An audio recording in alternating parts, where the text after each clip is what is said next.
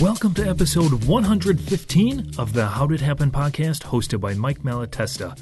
In this episode, Mike welcomes Justin Breen, the founder and CEO of Brepic Communications, LLC. Hi, everybody. Welcome back to the How Did It Happen podcast. Today, as you heard in the introduction, I have Justin Breen, the founder and CEO of Brepic. And I came to know Justin by listening to Steve Sims' podcast. I heard Justin a couple of weeks ago on The Art of Making Things Happen, which is Steve's podcast, which you should subscribe to. Steve is a real mover and shaker, and he's got great content as well.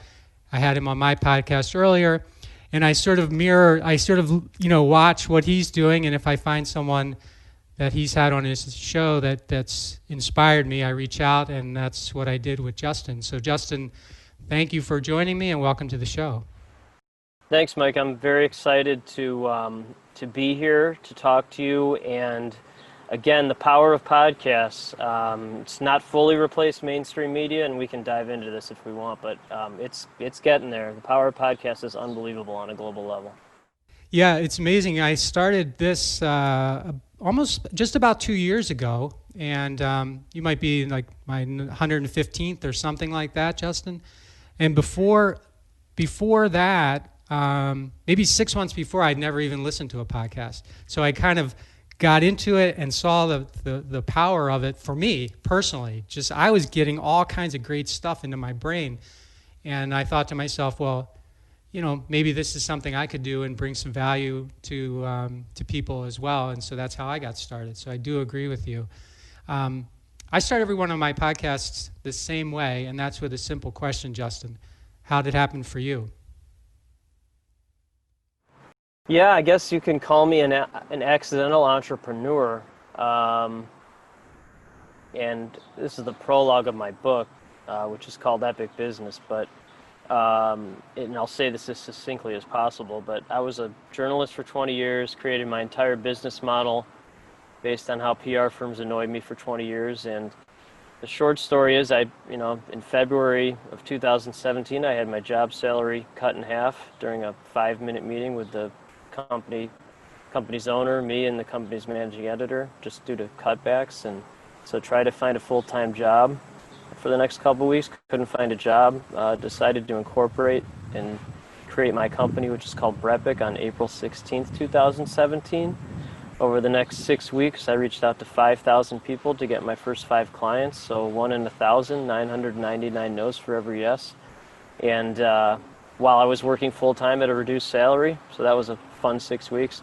Got my 5th client around June 1st, June 2nd, 2017, resigned from my full-time job the next day, and then Robert Feeder, who's the top media columnist in the Midwest, did a story that I had started my own firm on June 5th, I think it was, 2017. So that's how my company happened, and what happened to me, and the backstory, and it's just been upward and onward ever since. It's been a lot of fun working with some of the best people and businesses around the world in the 3 years since. So that's something you said there was really interesting to me. 5,000, you reached out to 5,000 people, which meant you had established a big network of people prior to ever even thinking about becoming an entrepreneur. It seems to me like that's pretty forward thinking, because a lot of people that are in a corporate job aren't trying to build their network outside of maybe their industry or their company, to try to get ahead or something. What got you started on that early? Because there's valuable lessons in there for everybody, I think. Yeah, I think when my job salary got cut in half and all that kind of stuff, I had tens of thousands of followers on social media already, including over 10,000 on Twitter. And as a journalist, I leveraged my network to find story ideas. It was interesting. When I worked as a journalist, I would actually pitch my stories to other journalists, which is what my company does now. But I did that because they would do their own version of the story, and then they would credit the news site I worked at many times, which was called DNA Info. They would say it's first reported as by DNA Info. So I actually was doing this, but while I was a full-time journalist, not even knowing I was going to be doing this. But that network, essentially the main reason was it really helped me with story ideas. And then when I connected with sources or whatever, I would always connect with them on LinkedIn or social media as well. So I had a big network, but it was different than the network what it is now. Most of my network now is journalists still, but then also super high-level entrepreneurs and connectors on a global level. And now the network has transitioned to, it's the lifeblood of my company. It's really what my company is. It's like I have a PR firm, but really what my company is on a higher level of thinking is this giant incubator of geniuses around the world, and we're constantly introducing each other for mutual gain. And then the byproduct is I'm constantly getting interest to companies around the world that want to hire my firm. So there's no like outbound sales or anything like that. It's just creating real value for my network, and then my network creates real value for me and my business. So it simplifies everything and eliminates all the noise, and the byproduct is my company's exploded beyond my wildest dreams in 3 years. And there's so I think there's a lot of entrepreneurs listening, and I want to get your perspective on this because you seem to have handled a lot differently than most. Right. So a lot of the people I run into, even the really high performers, they stay away from a lot of social media. They stay away from building a big public network, like the network someone can see. They have big networks, but they just stay away from that. And your approach has been totally different. Yep. So it's funny because people don't know what to do with me when they talk to me. I'm like the outlier of outliers, but again, the byproduct of that is I've built a global successful company, I've written an international best-selling book, and my business is Q2 is the biggest quarter my company's ever had. I think precisely because I am such an outlier and I see things that annoy me or things that I think people are doing wrong, and then I just do things the way I think they should be done, and it attracts, it's like a magnet, it attracts people who think similarly to me, and then it very actively repels people that don't. So the people that do think like me, they're running some of the top businesses in the world, or they have the mindset where they're going to be some of those people. But in terms of like why I'm so like, it's so important to have a network or be on social media is because that's how things are done now. Me personally, I'd rather live in a cave. I'm what you call an ambivert.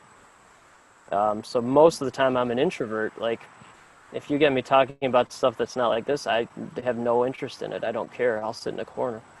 But you get me talking about this, I'm so passionate and I care about it so much, and I want to help so many people who are the right people and mesh with my brain that I could talk about it nonstop.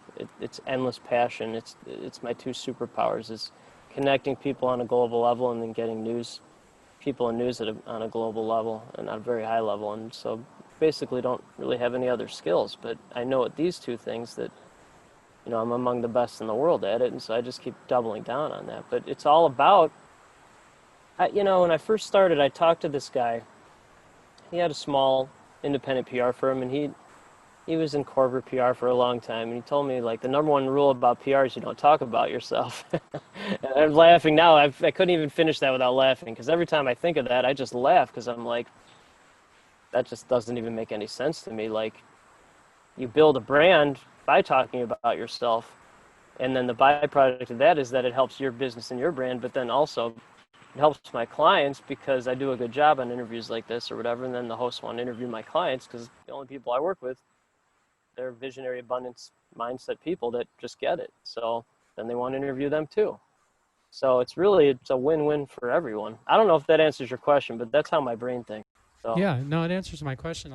Because I was one of those people that was sort of, I was wary about it for a long time. Mm-hmm. I just, and now I'm in my 50s, right? And I'm starting to think to myself, like a lot of things, and we'll get into that with like strategic coach and stuff, but Yep. like a lot of things, I think to myself, I'm late to the game, I should have. Whatever. Yeah, right. Yeah, you just move on, right? Just move on. You just move on. Mm-hmm. So before that sit down that you had at the company that cut your salary, DNH, I think it was called. DNA info, yeah. DN Info, yeah, thank you. Had you thought about No. getting out on your own no. before? No. No, never. Absolutely not. Okay. So the dovetail to that is that, when I was a journalist for 20 years, they didn't know what to do with me, and so they gave me all these weird hybrid jobs because I was an entrepreneur mindset inside a company. And so they'd give me this like editor/reporter or photo editor/sports editor. Like, that doesn't even make any sense, but they just gave me things to do because I would execute very well.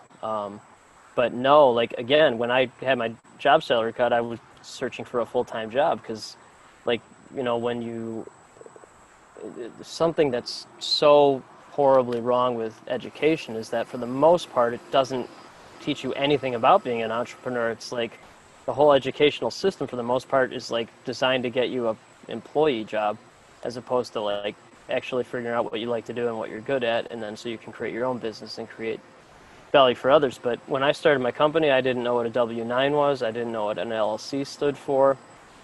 Someone mentioned the term S-Corp the other day. I still don't know what that means. So it's like I wasn't prepared at all to be an entrepreneur. So no, there was no... I tried to find a full-time job. I couldn't find one. So I'm like, okay, I'll just start a company. So easy as that. Right. So when you started, and you talk about this in your book, but it'd be great to hear it from you directly. I think you started like most people.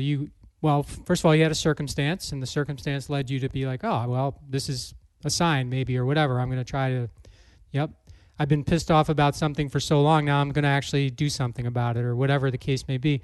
And everybody sort of, not everybody, almost everybody sort of starts off without really a plan for what that means. Like, okay, I'm going to go. And you didn't have much of a plan either when you first started. I mean, you had the network, you talked about that. So I'm really interested in exploring the path from you starting, and you're really only been in business for 3 years or so, but you started with no plan like a lot of us have and do, and that's okay, because starting is the most important thing. If you're actually going to do it, start. But then you've, in what I would consider a miraculously short period of time, you've come to a spot where most entrepreneurs take a hell of a long time to get. So I'm interested in exploring that with you. Yep. So I'm glad you asked that, because it actually makes me think about how I actually did it. This is why I wrote the book, by the way, because like people are like, how the hell did you do this? I'm like, well, okay, here's what I did. So what the book is 30 chapters. Each one is a lesson of most of my days talking to the top entrepreneurs in the world and just sponging. And my brain's like a sponge. So then 30 things that I learned and implemented into my company. So, man, it's hard to like think about 3+ years ago because I'm such a different person now. But what I will say is very similar to how I was as a journalist to even get to the Chicago market, and how I am now is I'm endlessly driven to succeed.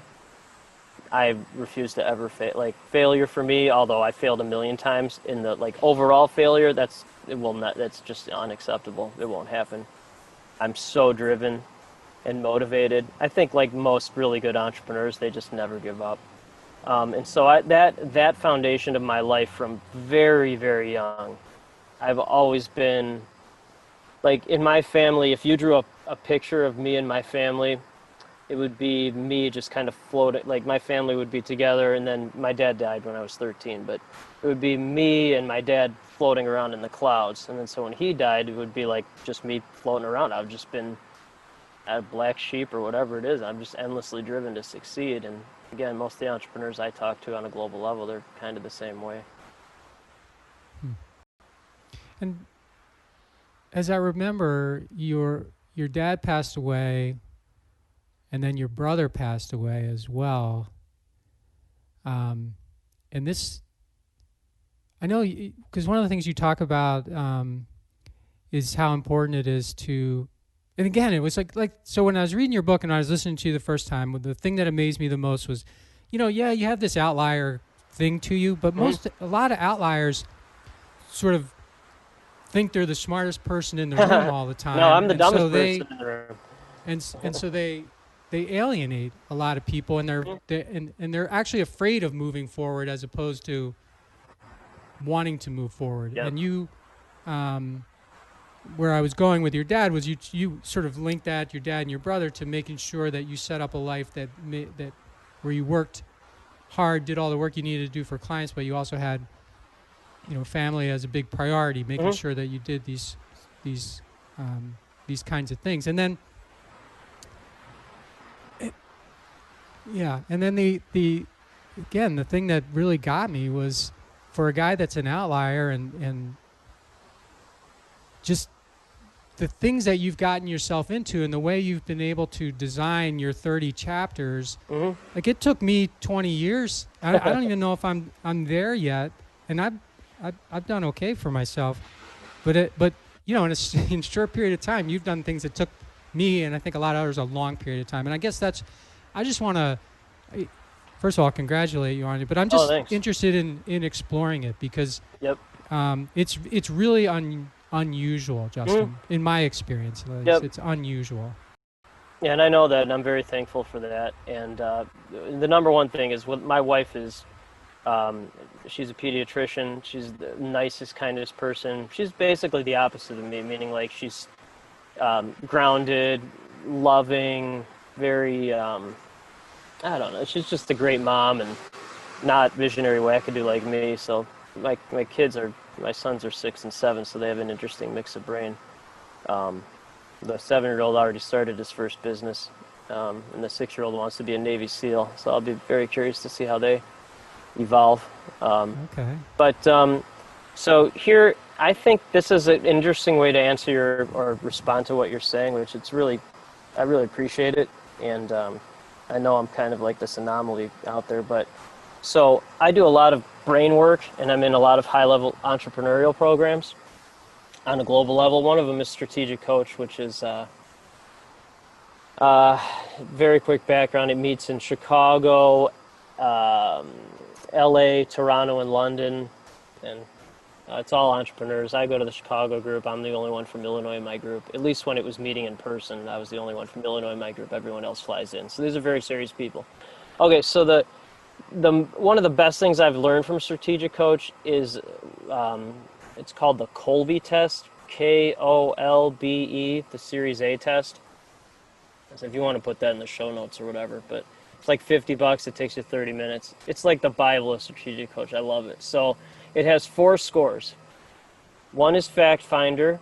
One is quick start, make decisions. One is follow through, which is self-explanatory. And then one is implementer, like working with your hands or building something.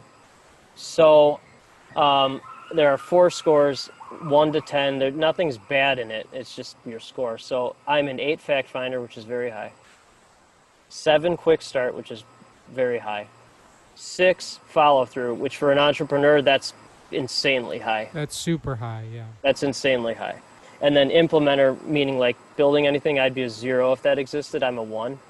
If you ask me to install a light bulb or something, I'll basically have a nervous breakdown. So I'm giving you all that background because most entrepreneurs are very high quick start and they have no follow through, meaning they have all these wackadoo ideas and they can't execute on them unless they hire a bunch of people, which is what they do usually.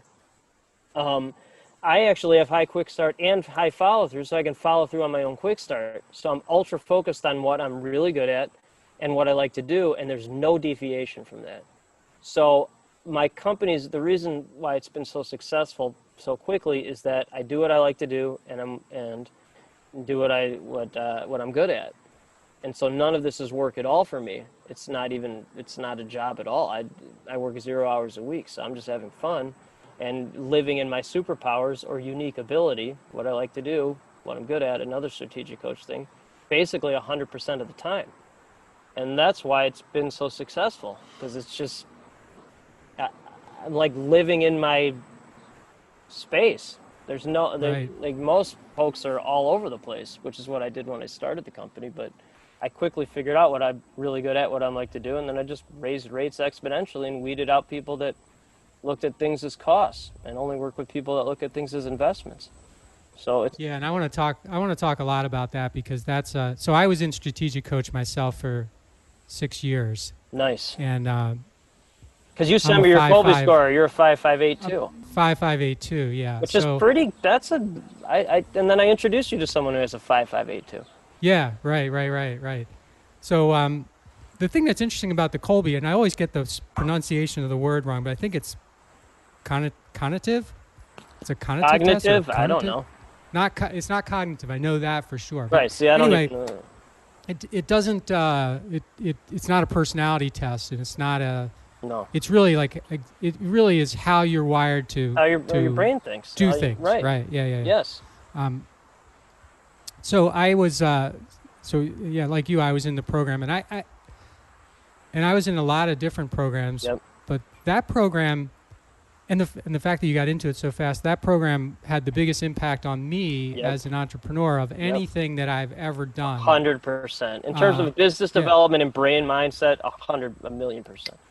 Yeah, like the day I walked in there, I was what Dan Sullivan calls a rugged individualist, and Yes. and I was proud of that. Of course, man. But Whatever. But when you get in there, you find out pretty quickly if you're going to stay, if you're going to listen, you find out pretty quickly that rugged individualist is a good way to become a miserable individualist. Yes, correct. Over time. Yes.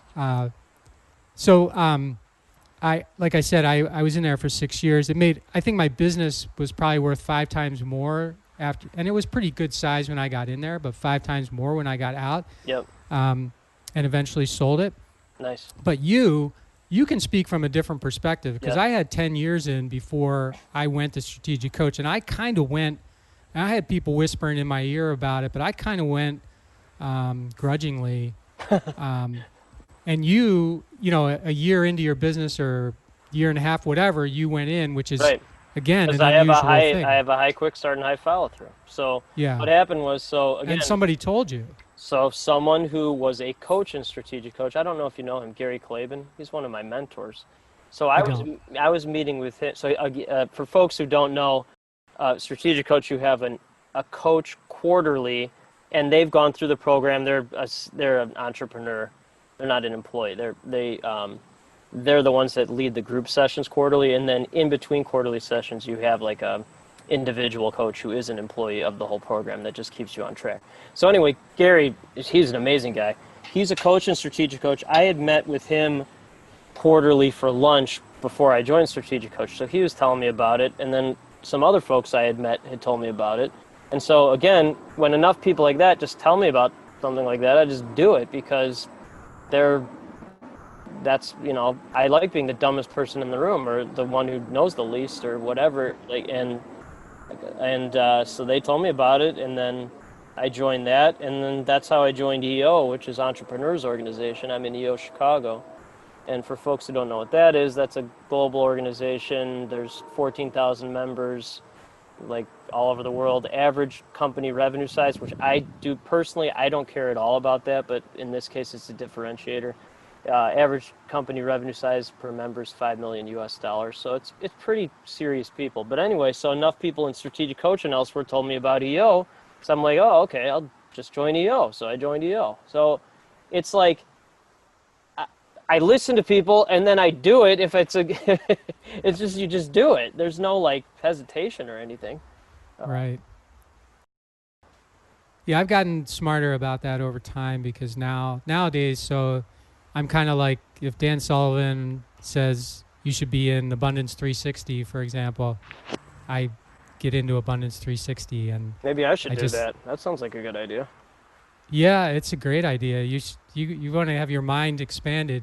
Send me that, whatever the link to that is.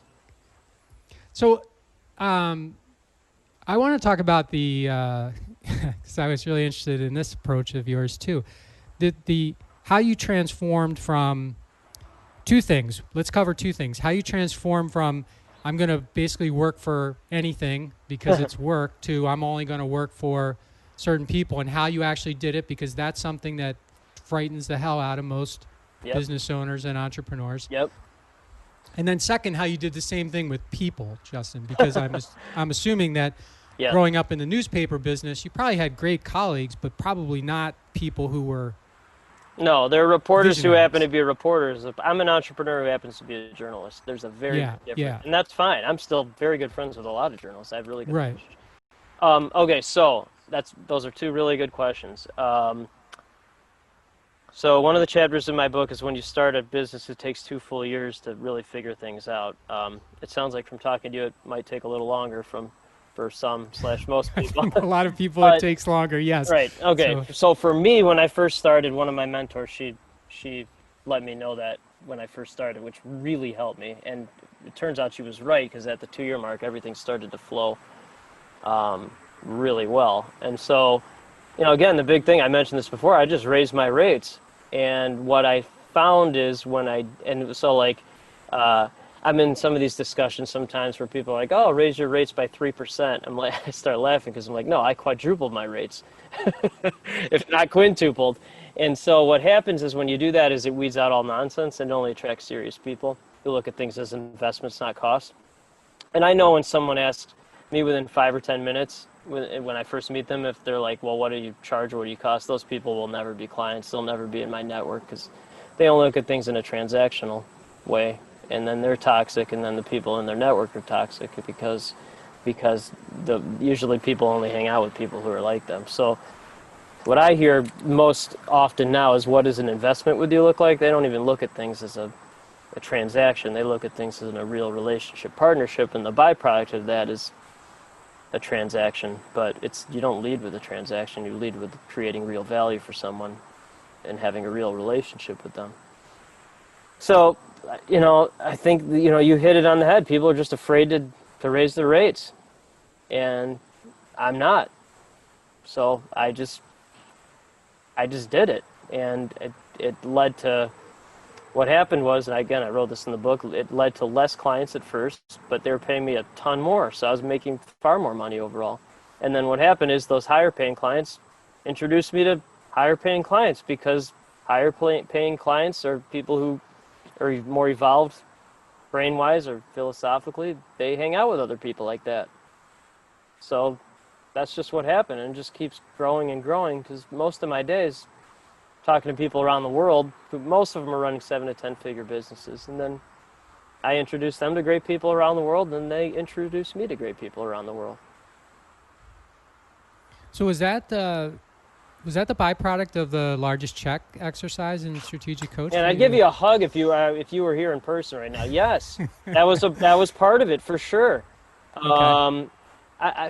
Maybe it's called biggest check, but I look at it as minimum check, meaning like if someone isn't willing to invest this amount of money, it's not worth my time, and frankly, it's not worth theirs, because Right. it's an investment. So. And then how about people, Justin?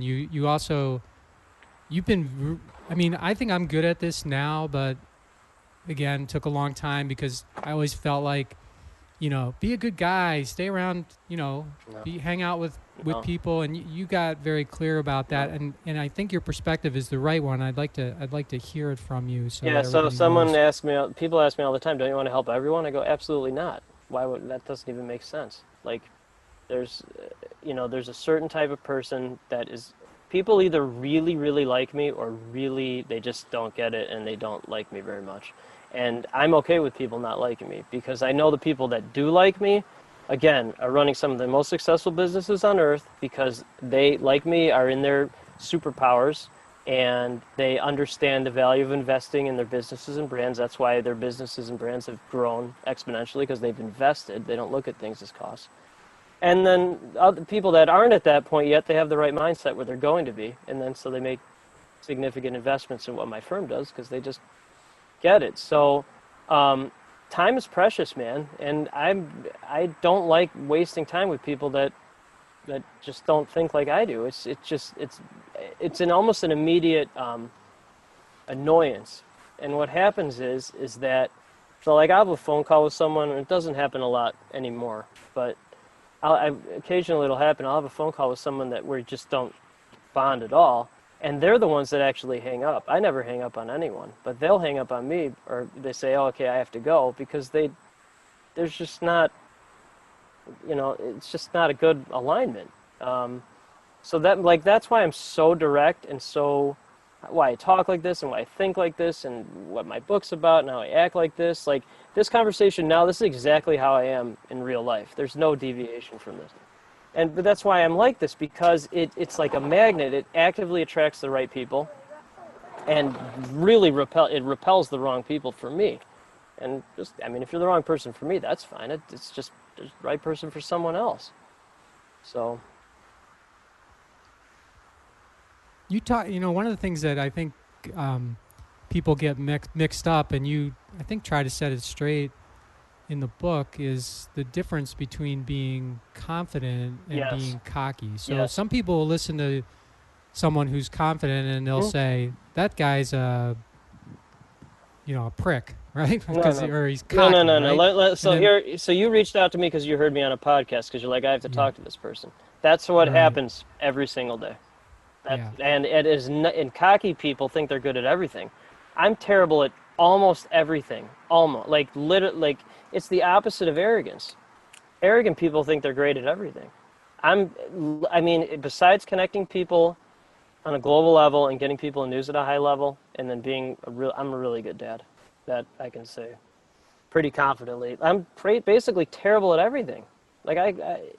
Just getting on the simplest of things that most people would have no problem with, it causes me, it's just horrible for me. So I know that, and so I'm confident in what I'm really good at, and then again, that attracts people who are the same. They're confident, they're not cocky.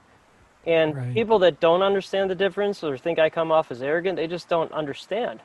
It's not me, for sure. I know who I am, and where my space is, or my unique ability, or my superpowers. I know that, and I know my tribe too. I know who my clients are, who my partners are, the people I have relationships with, my friends. And so, if people don't like that, that's not my problem. So, if some people think that comes off as callous, but it's the people that try to please everyone. And the people that think they're good at everything, that's the real problem, because it's just too much. And you're not going to please everyone, and you're definitely not going to be good at everything. So, c'est la vie. Yeah. I think that you could also lump into that people who think that their needs come last. They have to serve everyone else before they serve themselves. I know that's something I learned from it's Coach. Well, again, so what happens, again, this is based on my experience. What happens with that is people take advantage of you, whether it's with your time. The thing that is something that I think will always be an issue, but I'm always working on it, is what I call time vampires, people that just talk and waste your time, and they're never going to do any action. So what I've done now is, I'll talk to someone, I'll have a nice meeting with them, and then be like, okay, next time we talk, be ready to make an investment or whatever, if that's where it's headed. Be ready to sign a contract. And what happens is people respect that. And two, it initiates people signing contracts, and then lets them know you're serious. Just don't waste time. So when someone does make an investment with you and Brepic, what do they get? Yeah, so I appreciate you asking that. There are two reasons from a business perspective that folks invest with my firm. One is to grow business right away, and that's fine. Anecdotally, that happens.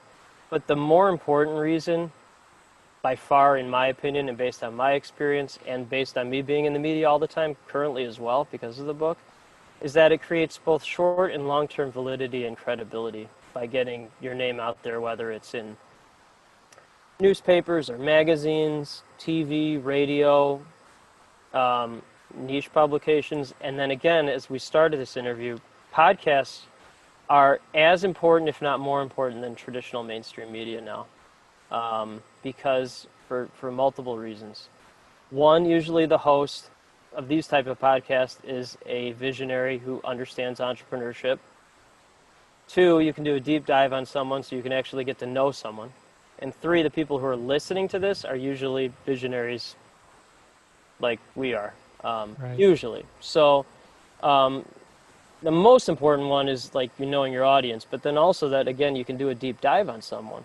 You can really get to know who they are and how they tick, and then again the people that listen to it, they're like, oh, I got to talk to this person, and it never stops growing. But the thing I hear from most potential clients is they're tired of being the best secret out there, meaning like they have this incredible technology or this great company or this great book that's coming out soon, or they're doing this amazing thing that would benefit society, and they just want people to know about it, or they want media to know about it to increase that validity and credibility, again, both short term and then long term.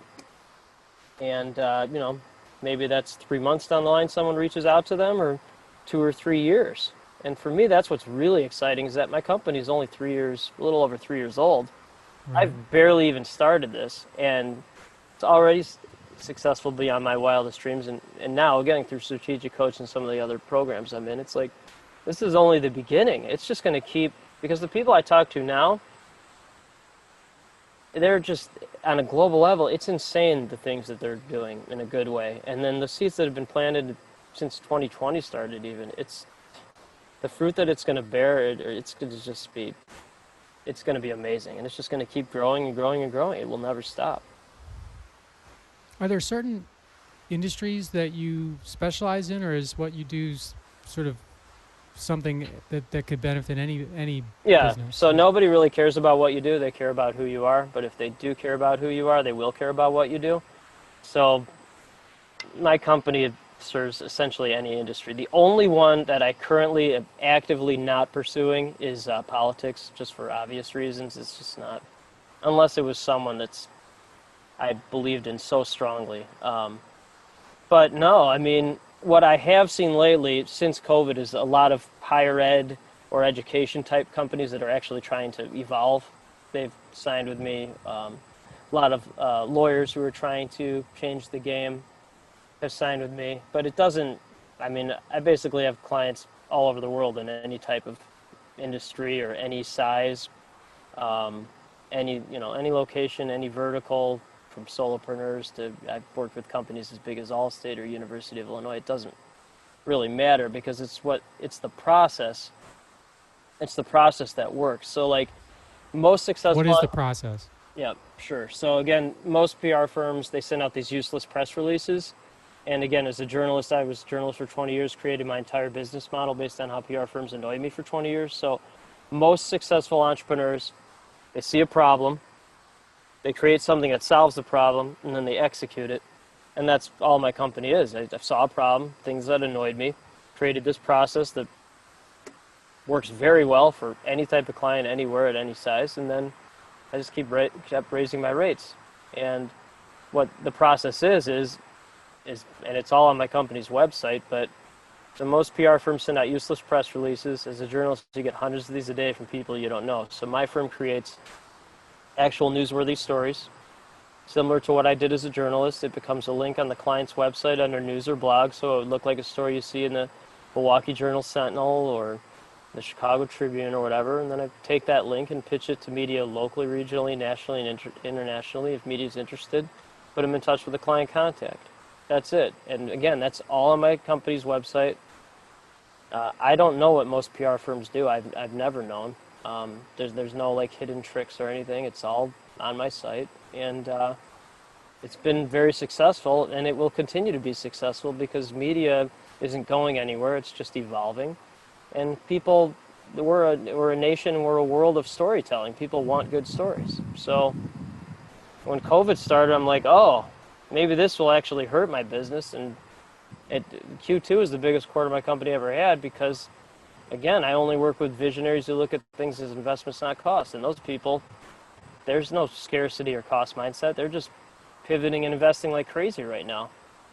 I mean, that's most people don't think like that, but people, the tens of thousands of people in my network, they do.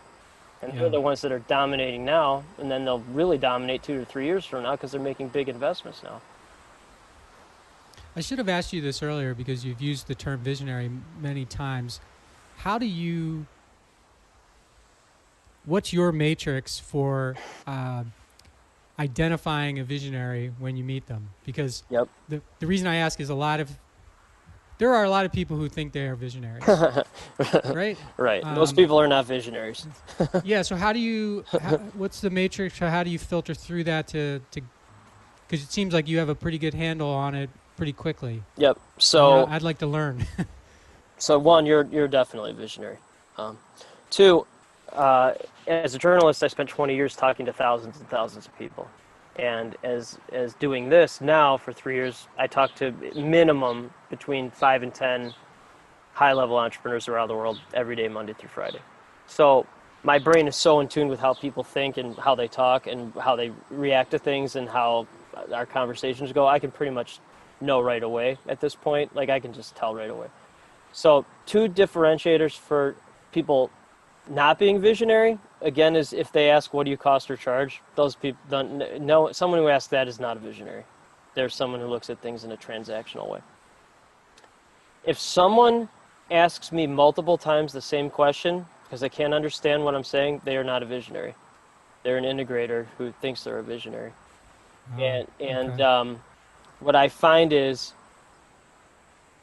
I find a lot of people who do that are either lawyers who are lawyers, financial people who are financial people, and there's a big difference between an entrepreneur who's the lawyer, who happens to be a lawyer, as opposed to a lawyer who's the lawyer. And it's someone who's in the moment as opposed to thinking like, oh, doing this will lead to this 5 years from now. And another really interesting byproduct of that is usually, again, this is not always, but usually visionaries are like, they're just super happy with their lives because, again, they're within they know what they're really good at and what they like to do. And so they're living in that. And I got a message from one of my visionary clients the other day. I was pitching her story. And she's like, oh man, it's so, she wrote this to me, which was so nice, but she's like, oh, it's so cool to watch you in your special place of genius to see how what you do and how enjoy it and then the results that you're getting from me. She wrote that to me. And like, there's a total visionary because she like appreciates like someone who knows what they're doing at a high level. And so like, that's how I am with other folks when who have achieved so much more than I have. And I'm so happy for them because they're in this place where they're just like floating around almost like an alien. And then they don't let things that would bother most people bother them. They're just, it's a different level of thinking. It's just this, I feel like I'm rambling, but also like, that's just how I am. I'm floating up here explaining things, and then people who aren't visionaries, they want me to land the plane, and I'm on the plane. I'm not landing the plane. I'm flying the plane. So I think you understand that. In fact, you remind me as you were talking there. Dan has this thing he calls "Who, Not How." Right. And as you were talking about that, it reminded me. Find your who's. Yeah. Absolutely. Visionary people are looking for who's. Right. They're not looking for hows because they got their own hows. They're looking the for house. who's. That's right. Yeah. Speaking of visionaries, in chapter 10, you mentioned a visionary that you, went to his house on the north side of Chicago or something. Oh my God! Yes, he's amazing. I think you were talking about Jack Schuler. Am I right? That is correct. Yes. All right. Okay. Because I read that and I'm like, that's got to be Jack Schuler. Right. Do you know him? He's actually going to be on my podcast. Oh my God! You are in for a treat there. Yeah, I haven't met him, but my daughter works for his organization. Who's your daughter? Morgan Malatesta. So she works for Schuler Scholars. You know they're my client, right? Schuler's one of my clients. I did not know that. Yes, they're okay. My clients. Yep. Well, that's good for me to know. But but anyway, yeah. So she's been working there for a little over 2 years. So I'm very through that. I learned about Jack and just the amazing commitment that he's made to people. You talk about how generous entrepreneurs are in your book. Yes. And so a lot of, especially nowadays, it doesn't feel that way all the time because people, a lot of non-visionaries are trying to squash down the entrepreneur. They don't get it. And you look at a guy like him who could spend his money on anything. He can do whatever he doesn't wants. have to, whatever he wants. And he takes, this huge amount of money every year to help kids, be the first generation to go to a liberal arts college. I mean, who's doing that kind of stuff? Yeah, so, okay, so in, liberal arts college, and I know what you're saying, but like for people that don't understand, so Mr. Schuler, and he's one of the greatest people I've ever met. And Schuler Scholar Foundation program is one of the best clients I have, and they've been a good long-term client. He's invested well over 9 figures into literally changing people. I mean, and liberal arts college is like, his program has helped so many folks get into Harvard for full scholar. Harvard, I think I've done 3 or 4 stories alone on kids that have gone to Dartmouth. So they went to like Waukegan High School in Warren Township. So that's in the far northern suburbs of Chicago. Yeah, that's where my daughter worked at. Right. It works at Waukegan. Exactly. Yeah. So, right. So, and he doesn't need to do any of that. And I cannot wait to hear that episode, because he's one of the greatest people on the planet. I don't say that lightly either, but right. He is. So, and those are he's an extreme case, but those are the types of people in my network and who I partner with, because they're in the minimum, they're helping society on a local level. And again, he, understands the value of investing. And so I don't even know if you asked me a question about him, but he's the guy's greatest. He's amazing. Yeah, I didn't ask you a question, but I was just trying to connect the dots, because when I read it, I was like, oh, it's got to be him. That's him. Yeah. So one of the things that I wanted to explore a little bit, Justin, was you've shared with us a lot of sort of what to me, as I've described, as miraculous progress as an entrepreneur. But you've also had you talk about in your book, a period of time, and I had a similar period of time where this was early on, where, the business was doing good and you were, mm-hmm. but you were struggling a little bit with your happiness, I guess. Yep. Sure. So, end of 2018, I had essentially, quintupled my salary as a journalist. So, okay, you should be happy, right? I would never been more miserable in my life at the end of 2018. So I'm like, okay, making all this money has actually made me more miserable than I've ever had in my life. So I'm like, okay, what's the deal with this? And one of the chapters in the book is like, if you're having a bad week or month or whatever, talk to someone or tell someone. So during that time, I leaned heavily on, my wife, who's, again, the greatest person ever. 2, my mentors,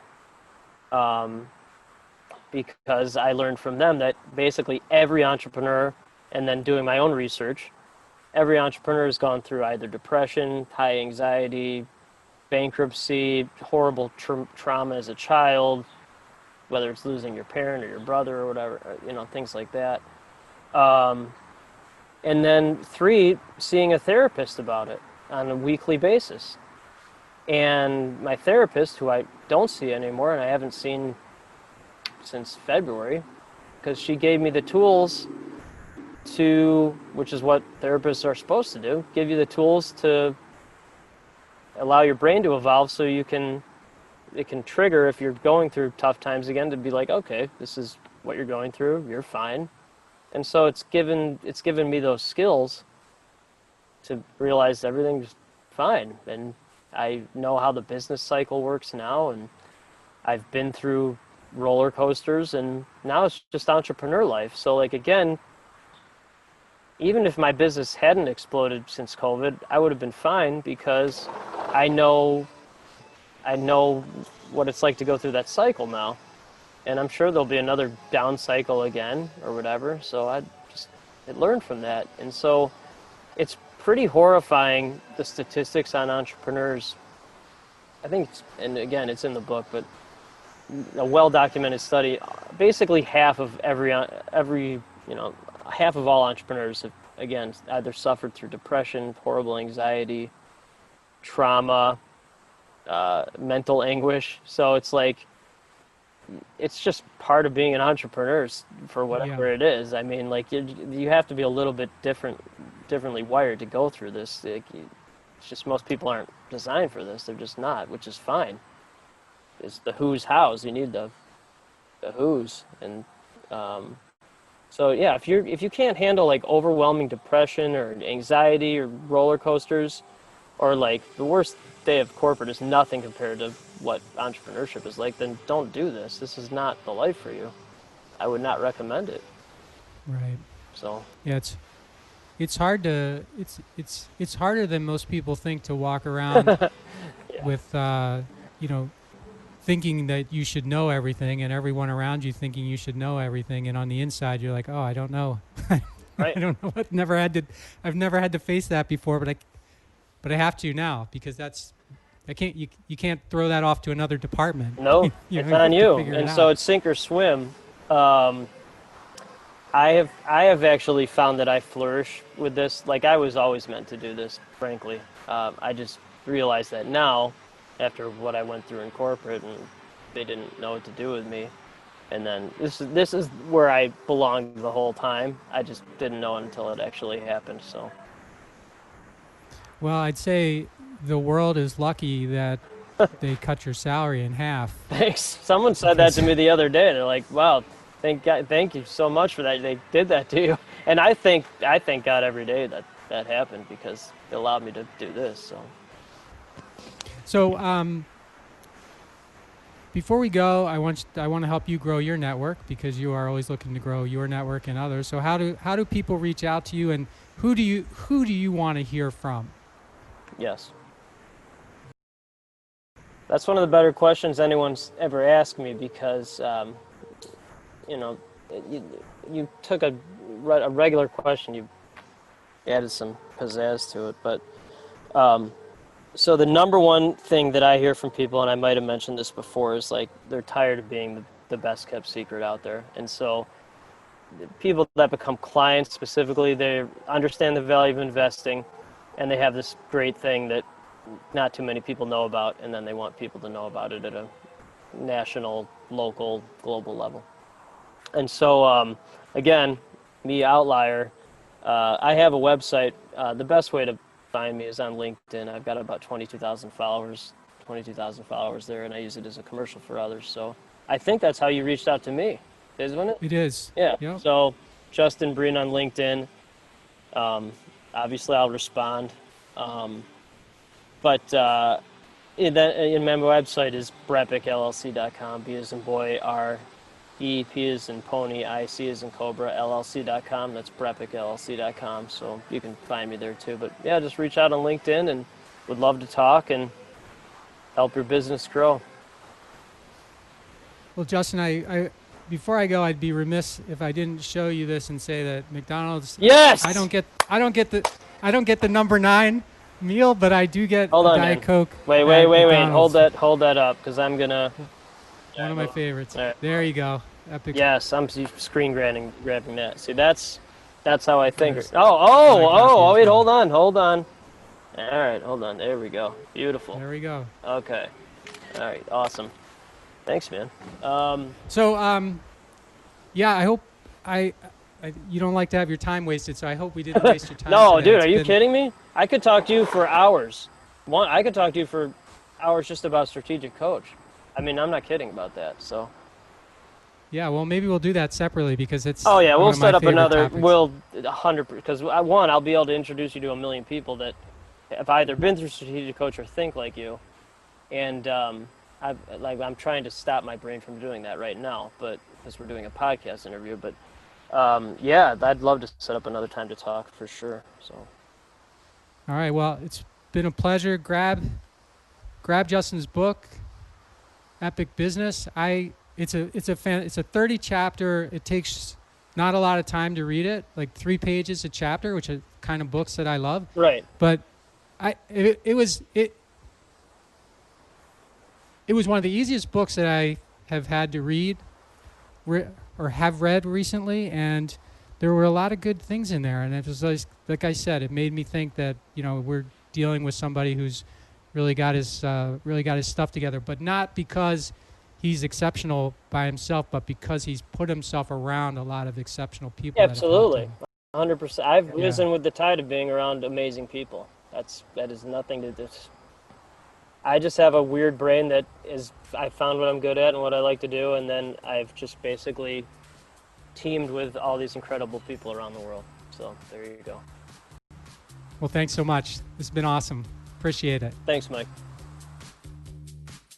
Thanks for listening to this episode of the How Did Happen podcast, where we believe that success doesn't happen unless you make it happen.